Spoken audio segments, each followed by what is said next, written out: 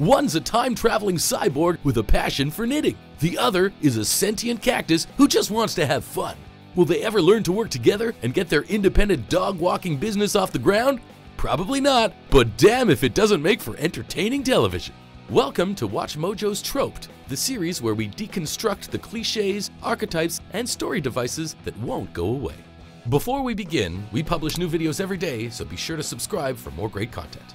In this episode, we're taking a look at The Odd Couple, an unlikely pairing of characters drawn together by circumstance whose fundamental and glaring differences often serve as the foundation for humor, drama, and interpersonal conflict. Raj, meet your new partner. I'm too old for this shit. There's nothing less compelling than watching two people get along. The odd couple dynamic ensures that the two main characters in a story will be in constant conflict and keep things interesting for the audience. Why? Because they're diametrically opposed archetypes, guaranteed to clash in most situations. And yet, for all their differences and despite the odds, they often complement each other in unexpected ways, making them a force to be reckoned with when they finally get their acts together. Martin Riggs. We're gonna make a great team.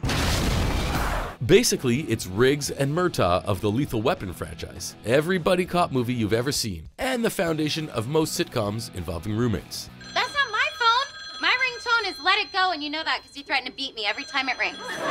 While perhaps most common wherever fictional law enforcement is concerned, this trope owes its popularity to a play by the same name.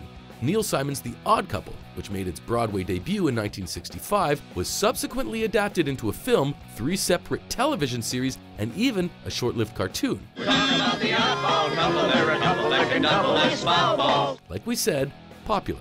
While the original Odd Couple put a recognizable and fitting name to the dynamic, this interpersonal plot device can be traced way back to the history of storytelling. The relationship between Sherlock Holmes and Dr. Watson is just one classic example of this dynamic that predated the term odd couple, though the shoe definitely fits. You said I had a therapist. Got a psychosomatic limp, of course you've got a therapist. While there have been countless iconic odd couples, due to its popularity and overuse, the trope is often seen as cheap and an excuse for writing superficial, underdeveloped characters.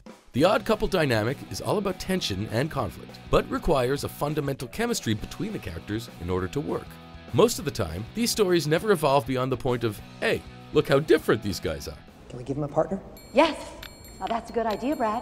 We could give him maybe a funny minority type, bring in the urban audience. Great, that'll get the NAACP off my back. Ignoring this subtle but crucial factor, some films have taken the odd part of the odd couple trope to absurd extremes. From solving crime with your aging mother in tow to being partnered with a highly evolved but ultimately goofy dinosaur, just to name a few. You're a dinosaur. Yes, technically. As these flicks prove beyond a shadow of a doubt, without substance to back up all those wacky hijinks, this dynamic isn't endearing, it's annoying. All this time you've been telling me a good cop uses a gun, right? So what are you telling me now? I was wrong. Your brain. Use your brain. But for every botched on-screen odd couples, we get a true gem. Examples such as Seven and the first season of True Detective are reminders of just how effective this trope can be when the characters are properly developed. Okay, what's that mean? Means I'm bad at parties. Conflicting personalities, temperaments, and worldviews, when forced into close quarters, can create a wonderfully tense atmosphere that, whether the characters like it or not, incites personal growth, self-reflection, and wildly insightful conversation.